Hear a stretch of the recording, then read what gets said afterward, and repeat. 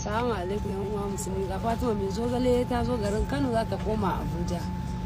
Kan shugaban mawaka a ce ya ba Fatima ta yi ƙasa kafanta ya yi ƙura. Ya biya mata tiket ta hau jirgi za ta tafi. Ina muku fatan alkhairi. Kamar yadda kuke gani, wannan da ita ce Fatima mai zogale, matashiyar budurwar nan da fitaccen mawaƙin siyasa Dauda Kahutu Rarara ya waƙe bayan waƙar da Dauda Kahutu Rarara ya yi wa wannan matashiyar budurwa.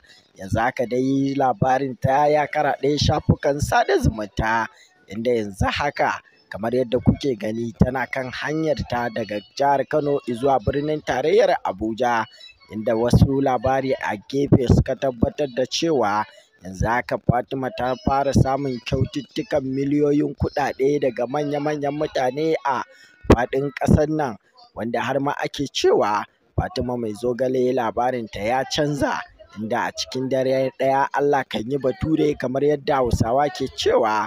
Fatima wacce labarinta ya karaɗe shafukan sada zumunta a satin nan, yanzu haka za a iya cewa ta shiga jerin mata miliyoniyoyi a ƙasar nan, domin kuwa kamar yadda kuke ji da gani Fatima na kan hanyarta zuwa babban birnin tarayyar Abuja.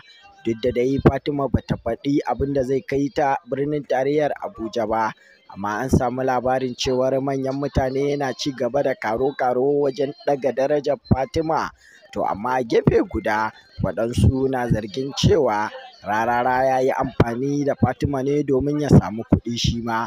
To amma dai duk da haka waɗansu na jinjinawa tare da yabo ga Rararan, domin ganin yace ɗaga darajarta zai kuma fito da mutuncinta, sannan ya canza labarinta, domin kuwa Fatima ta ci kasuwa kamar yadda kuke gani a cikin wannan bidiyo.